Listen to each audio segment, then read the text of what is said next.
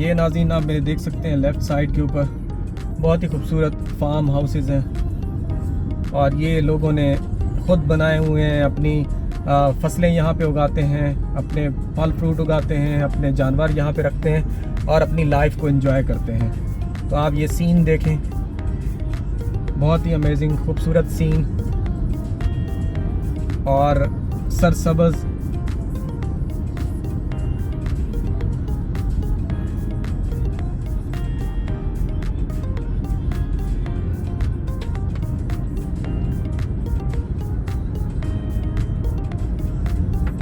आप जहाँ जहाँ देखते जाएं आपकी हद निगाह तक जो है वो आपको खूबसूरत फसल,